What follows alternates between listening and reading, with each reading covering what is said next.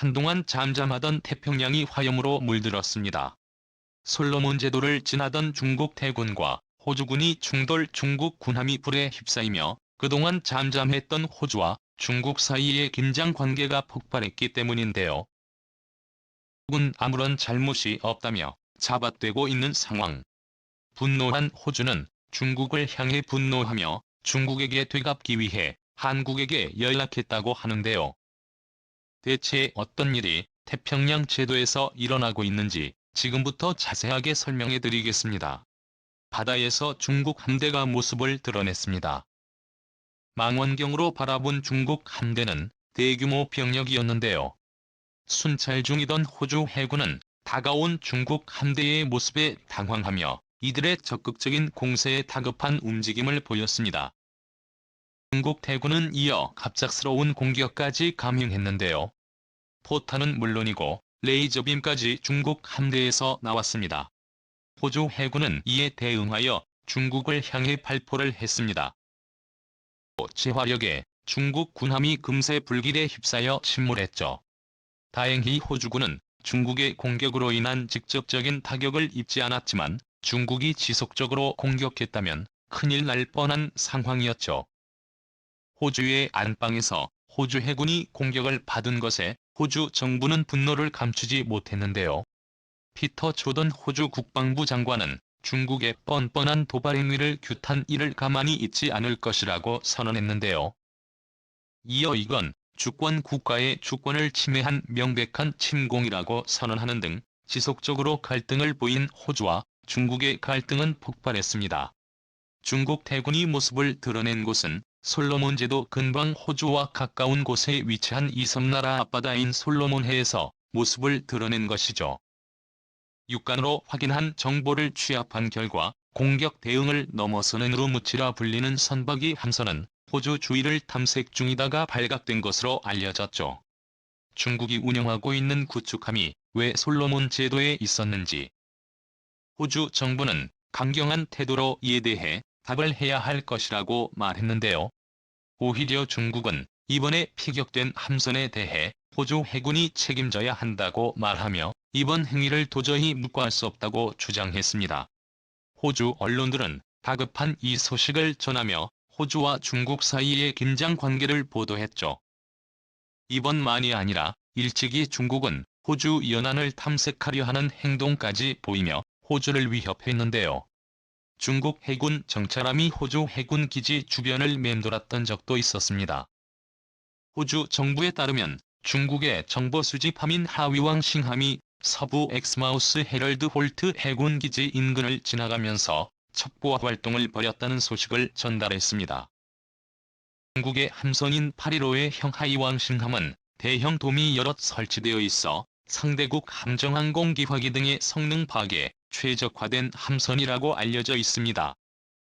그런데 중국이 말도 없이 호주 인근 해역에 화형식 함을 내밀며 호주를 대놓고 위협한 것입니다. 대만 해군 사관학교 교관 출신 군사 전문가 루리시는 한 언론사 인터뷰를 통해 중국은 지속적으로 호주를 감시해왔으며 이번 활동 역시 처음이 아닐 것이라는 분석을 내놓았죠. 과 다르게 호주 공군에 대한 공격도 한 차례 있었던 상황.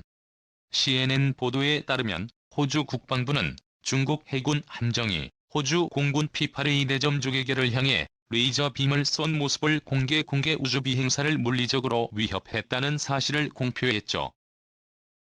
북부와 파푸아뉴기니 남부 지역을 지나던 초계기는 중국 남해함대 소속 호페이함으로부터 불의의 습격을 당했습니다. 조종사는 이번 레이저빔 공격으로 인해 통증과 경련을 호소하며 레이저 빔 공격이 치명적이었다고 보고했는데요. 봇 모리슨 호주 총리는 더 이상 참을 수 없다고 말하며 솔로몬 제도로 호주 해군을 대량 배치 중국군의 침범을 완전히 배제하겠다며 나섰습니다. 우리끼릴 수 없는 강을 건너버린 두 국가는 경제전쟁만이 아니라 진짜 전쟁으로 치달을 가능성이 높은 상황. 이제 국가가 처음부터 관계가 엉망이었던 것은 아닙니다. 오히려 호주는 중국과 우호 관계를 쌓았었죠. 한때 호주는 중국에 의존을 많이 했던 국가입니다. 호주산 자원 구입에 큰손이었던 중국은 막대한 자원을 사들이며 호주 경제에 큰 보탬이 되었죠. 과거 원제바오 총리 시절 호주 총리인 존 하워드 총리는 호주가 중요한 관계를 맺고 있는 나라 중 중국만큼 큰 변화를 가져오는 국가가 없다며 중국을 칭찬했죠. 원제바오 총리도 두 나라 사이에 역사적인 여론이 없으며 쌍무 관계에 걸림돌이 되는 일도 없다고 말하며 중국과 호주의 관계는 앞으로도 영원히 변하지 않을 것을 약속. 호주산 우라늄을 중국이 대규모로 수입했죠. 하지만 이 약속은 채 10년도 되지 않아 망가졌습니다. 2018년 중국 기업의 호주 5G 참여 금지로 시작된 두 국가의 갈등은 불안한 기원이 중국에서 비롯되었다는 스콧 모리슨 총리의 발언으로 극대화되었죠. 중국도 호주 총리의 발언에 가만히 있지 않고 호주산 육류 수입을 중단 호주산 보리에 대해 반덤핑 관세를 부과하면서 본격적인 무역 전쟁이 벌어졌죠. 호주 중국 대사관은 호주 언론을 불러 규제의 14가지 대중 정책을 적은 문서를 전달하며 관계 정상화를 위해 호주 정부가 정책을 시정할 것을 당부할 정도였습니다. 호주는 오코스 설립을 통해 중국 정부와 대립하면서 군사적 충돌까지 감행하는 모습을 보였죠. 실제로 중국은 호주가 오코스에 가입하는 모습을 지켜보면서 호주가 실성한 곳이라는 말까지 남길 정도로 날선 발언이 오갔습니다. 맞대응하는 중국은 호주 코앞에 있는 솔로몬 제도와 안보 협정을 맺으며 광물 탐사와 한국어 건설의 속도를 냈습니다. 해양경제협력 양해각서에는 중국과 솔로몬 제도가 호혜적 동반자라고 명시가 되어 있었죠.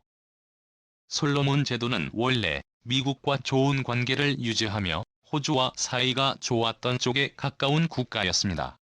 그러나 시간이 지나면서 솔로몬 제도에 홀대하는 모습을 보인 미국과 호주의 불만이 쌓였고 중국의 이 틈을 비집고 들어간 것이죠. 중국 함대가 솔로몬 제도 근방에서 출몰하는 것도 이와 관련이 있습니다.